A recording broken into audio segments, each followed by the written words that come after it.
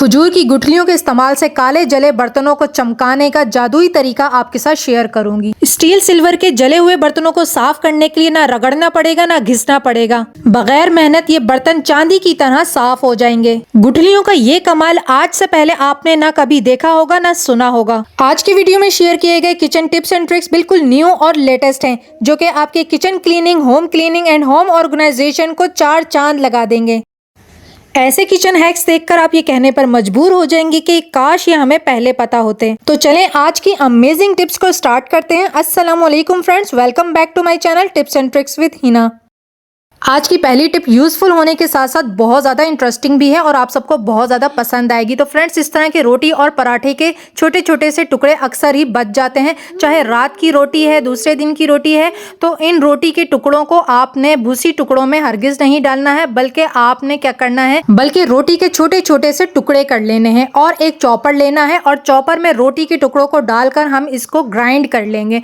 आप चाहें तो रोटी को आप हाथ से भी बारीक बारीक तोड़ सकते हैं, क्योंकि रात की रोटी काफ़ी ज़्यादा भुरभुरी होती है, नरम होती है, तो ये हाथ से तोड़ने से भी आसानी से इस तरह से बारीक हो जाएगी। उसके बाद जो है आपने क्या करना है कि इसके अंदर चीनी ऐड करनी है। चीनी आपने अब जितना मीठा आपको पसंद है, जितना आप खाते हैं, उस हिसाब से इसके अंदर डालनी है। मैंने आधा कप इसके अंदर चीनी ऐड कर दी है। उसके बाद अगर आपके पास इलायची पाउडर है तो आप वो भी इसके अंदर ऐड कर सकते हैं। अब यहाँ पर ये मेरे पास ड्राई फ्रूट्स का पाउडर पड़ा हुआ था, तो ये भी मैंने इसके अंदर ऐड कर दिया है। अब इसके अंदर हमने देसी घी ऐड किया है। आप कोई भी घी इसके अंदर ऐड कर सकते हैं, ज़्यादा नहीं डालना, बस 1 से 2 चम्मच उसको आपने मेल्ट करना है, फिर इसके अंदर ऐड कर देना है। अच्छी तरह से मिक्स करना है। जब ये इस तरह से बाइंड होने लगे ना, तो उसके बाद आपने इसके लड्डू बना लेने हैं। रात की बची हुई रोटी या एक दिन पुरानी रोटी खाने के बहुत ज़्यादा फ़वाइद हैं। इससे जिगर, शुगर और मैदे के बहुत सारे मसाइल हल हो जाते हैं। लेकिन बासी रोटी आपने 1-2 दिन से ज़्यादा पुरानी नहीं इस्तेमाल करनी है। तो देखिए, रात की बची हुई रोटी से हमने कितने सारे मज़ेदार से लड्डू बना लिए हैं। इस तरह से बासी रोटी आपके खाने में भी आ जाएगी और आपको जिस्मानी फ़वाइद भी मिलेंगे और आपको सवाब भी मिलेगा और आपका रिस्क भी ज़ाया नहीं होगा। मेरी अगली किचन टिप भी बहुत ज़्यादा यूज़फुल है फ्रेंड्स। अगर हमारे फैमिली मेम्बर्स ज़्यादा हो तो हमें दिन भर में काफ़ी सारी रोटियाँ पकानी पड़ती हैं और ख़ास करके गर्मी में ये काम काफ़ी ज़्यादा मुश्किल हो जाता है। इसी तरह से पेड़े बनाना भी काफ़ी ज़्यादा मुश्किल लग रहा होता है। तो पेड़े बनाने के लिए ना आप बॉटल का इस्तेमाल कर सकते हैं। बॉटल को आपने कट कर लेना है। अगर आप छोटे पेड़े बनाते हैं या बड़े पेड़े बनाते हैं, इसी हिसाब से आपने बॉटल का साइज़ कट कर लेना है। और इस तरह से बॉटल को जब आप घुमाएंगे तो देखिए आपके आसानी से काफ़ी सारे एक ही वक्त में पेड़े बनकर तैयार हो जाएंगे। आपको एक एक पेड़ा बनाने की ज़रूरत नहीं पड़ेगी गर्मी में, और गर्मी में आपका रोटी पकाने का काम काफ़ी ज़्यादा शॉर्ट हो जाएगा। इसी तरह से आप गिलास या फिर कप का भी इस्तेमाल कर सकते हैं पेड़े बनाने के लिए। तो देखिए यहाँ पर हमने बड़ा पेड़ा बना लिया है गिलास का इस्तेमाल करके। तो देखिए इस तरह से काफ़ी सारे पेड़े बनाकर रख लीजिए, तो हम काफ़ी सारी रोटियां मिनटों में बना सकते हैं। और अगर आप अपने किचन के काम को और ज़्यादा मिनिमाइज करना चाहते हैं, शॉर्ट करना चाहते हैं, तो आप सारे पेड़े पहले ही बनाकर रख देंगे फ्रिज के अंदर। जब भी आपको रोटी पकानी होगी तो बस आपने पेड़ा उठाना है, बेलना है और उसकी रोटी बना लेनी है। तो इससे भी आपकी टाइम सेविंग हो जाएगी। मेरा ये आइडिया भी काफ़ी ज़्यादा यूनिक है, आपको पसंद आएगा। तो देखिए यहाँ पर काफ़ी सारे मैंने पॉलीथिन्स ले लिए हैं, बड़े साइज़ का पॉलीथिन लिया है और हम इनको रीयूज़ करने वाले हैं। फ्रेंड्स, बहुत ही ज़बरदस्त आइडिया है। आपके घर में मौजूद सारे पॉलीथिन्स भी इस्तेमाल हो जाएंगे और एक बहुत ही प्यारी सी चीज़ भी बनकर तैयार हो जाएगी। तो देखें यहाँ पर काफ़ी सारे मैंने पॉलीथिन्स लिए हैं और रैंडमली उठाकर मैं इनको इस तरह से स्ट्रेट कर रही हूँ। इसको हमने काटना नहीं है, कुछ भी नहीं करना है, सिर्फ स्ट्रेट करना है।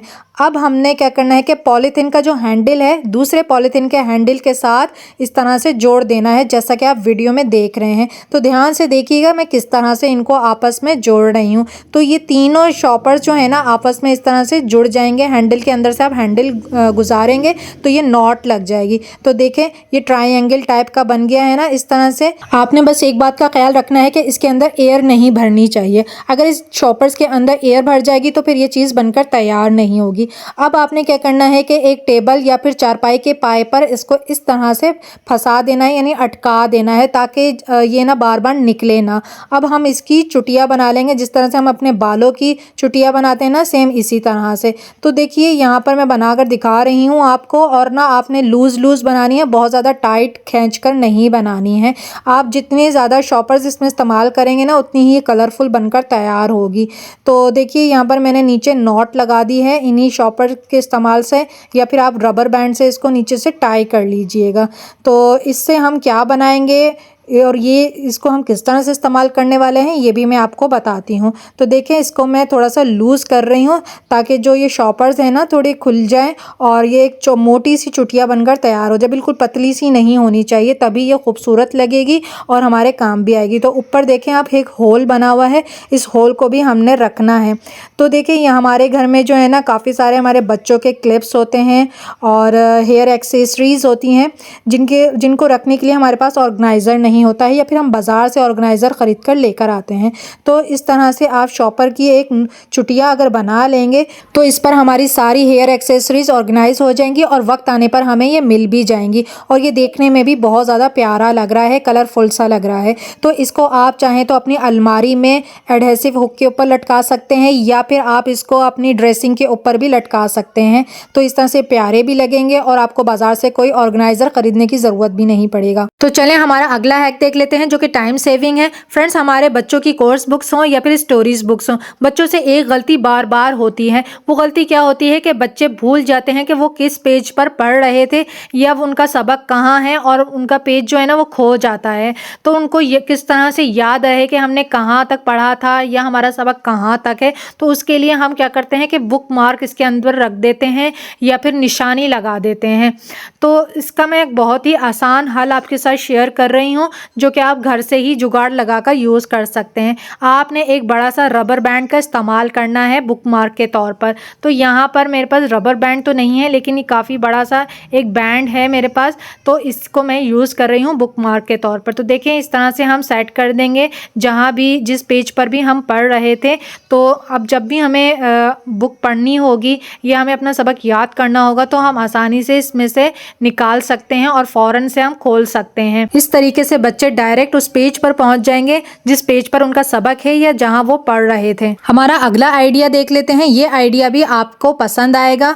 अगर आपके घर में भी इस तरह की भूल हो रही है तो आपकी भी इस्लाह हो जाएगी। तो फ्रेंड्स, क्या होता है कि बड़ों से तो नहीं लेकिन बच्चे ये गलती बहुत ज़्यादा कर देते हैं अनजाने में। तो वो गलती क्या होती है कि जाए नमाज को फोल्ड करते हुए वो सजदे वाली साइड को पाँव वाली साइड से मिला देते हैं, जो कि बिल्कुल दुरुस्त तरीका नहीं है जाए नमाज को फोल्ड करने का। तो जाए नमाज को किस तरह से हम फोल्ड करेंगे, इस तरह से लंबाई में फोल्ड करेंगे और फिर इस तरह से पाँव वाली साइड से मिला देंगे। तो ये तरीका होता है जाए नमाज को फोल्ड करने का, जो कि जाहिर है बच्चे अनजाने में कर देते हैं। तो आपने नोट करना है कि आपके बच्चे किस तरह से जाए नमाज को फोल्ड करते हैं। इसका गुनाह नहीं है लेकिन ये अदब है। फ्रेंड्स, हमारी अगली यूज़फुल टिप देख लेते हैं।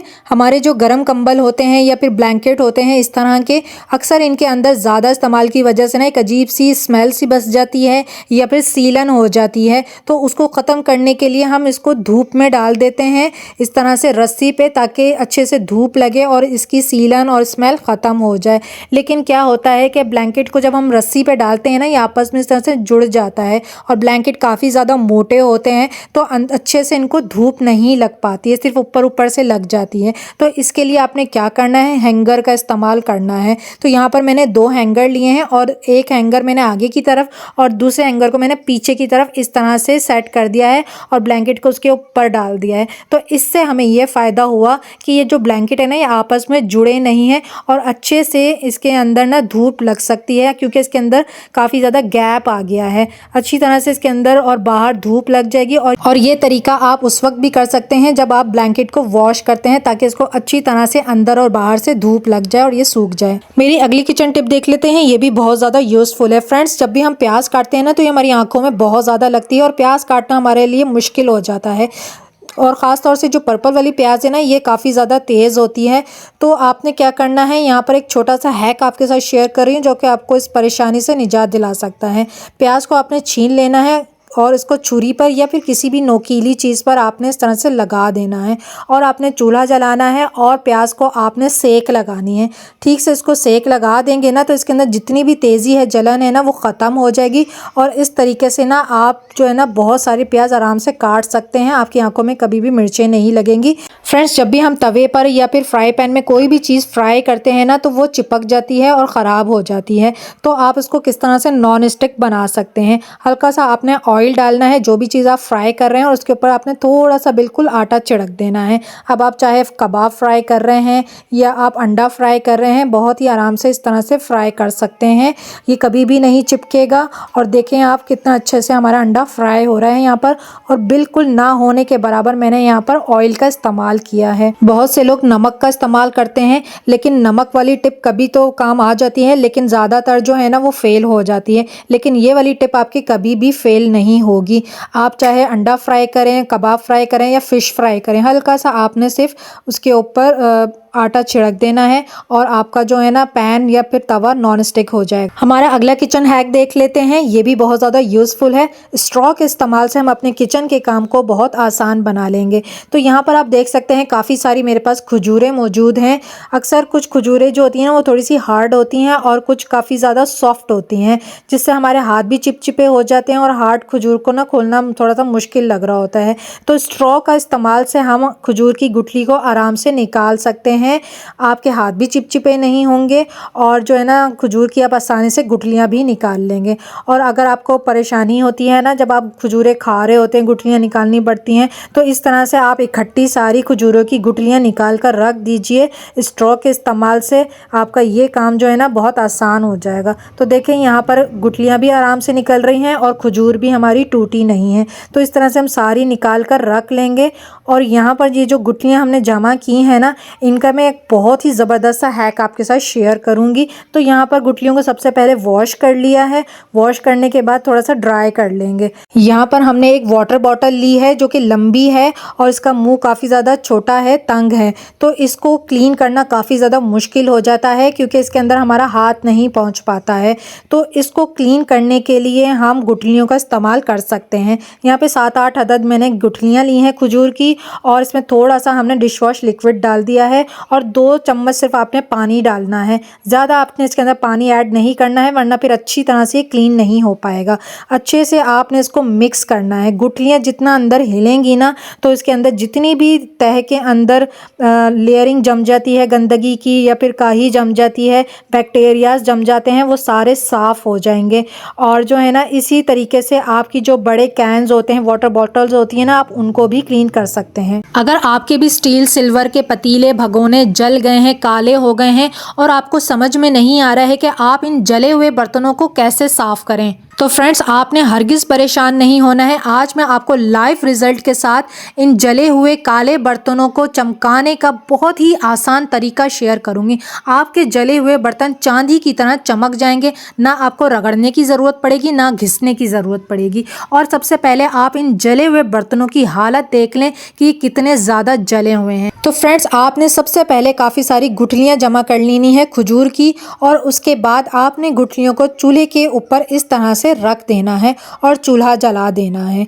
अब जितनी ज़्यादा ये गुठलियाँ खजूर की जलेंगी, उतनी ही ज़्यादा ये आपके लिए कारआमद बन जाएंगी, उतनी ही ज़्यादा ये आपके काम को आसान बना देंगी। तो आपने क्या करना है कि वीडियो को कंप्लीट वॉच करना है ताकि आपसे कोई इंपॉर्टेंट पार्ट मिस ना हो। और जब आप अपने बर्तनों को साफ़ करने बैठें तो आपका भी सेम रिज़ल्ट आए जैसे कि मेरे बर्तनों का आया है। और आपने एंड में बर्तनों का रिज़ल्ट लाजमी देखना है, आप खुद हैरान रह जाएंगे। तो यहाँ पर हमने गुठलियों को अच्छी तरह से जला लिया है, बिल्कुल कोयला बना दिया है।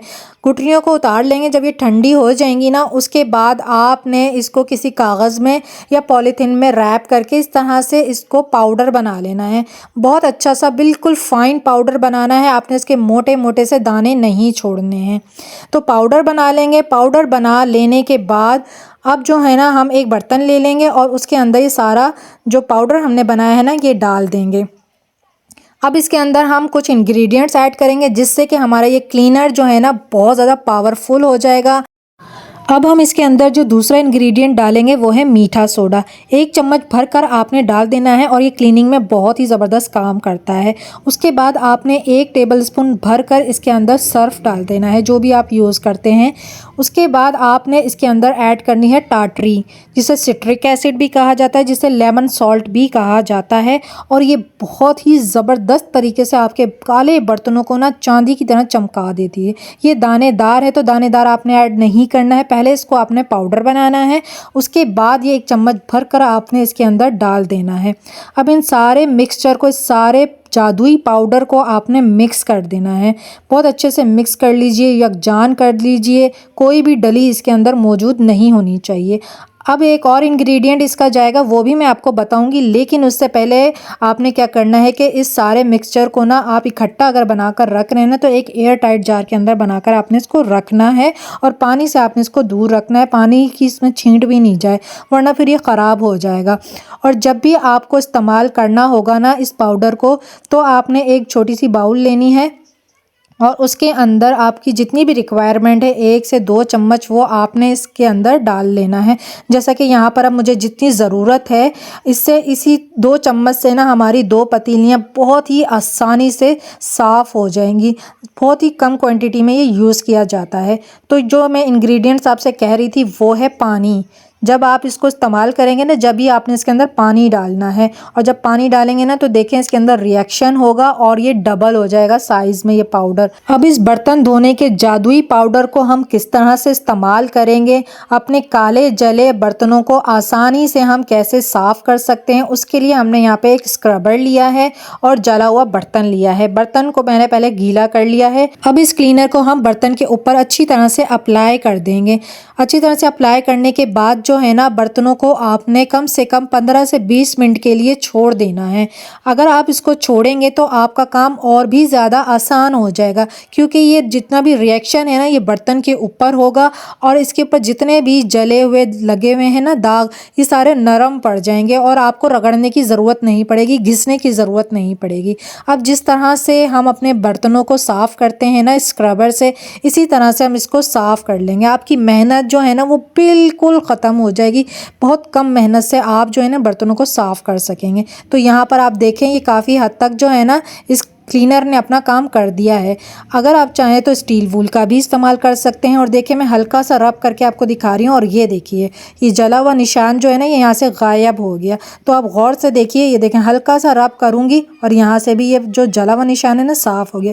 वरना जले हुए काले बर्तन साफ़ करना इतना आसान नहीं होता है, ये आपको भी पता है, और बहुत मेहनत लगती है, हाथ काले करने पड़ते हैं, घंटों तक रगड़ना घिसना पड़ता है, तब भी इतने अच्छे से साफ़ नहीं हो पाते हैं।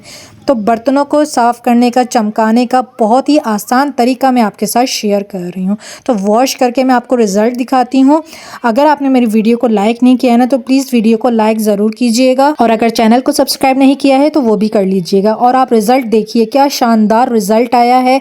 बहुत ही आसान तरीका मैंने आपके साथ शेयर किया है काले जले बर्तनों को साफ़ करने का। और आप हैंडल देखिए फ्राई पैन का, वो भी ज़बरदस्त तरीके से साफ़ हो गया है, ना घिसना पड़ा ना रगड़ना पड़ा। किचन ऑर्गेनाइजेशन आइडियाज़ के लिए, होम ऑर्गेनाइजेशन आइडियाज़ के लिए, किचन क्लीनिंग के लिए, होम क्लीनिंग के लिए, जली कढ़ाई या बर्तनों को साफ़ करने के लिए मेरी वीडियोज़ को फॉलो कीजिए। Thanks for watching. अल्लाह हाफिज़।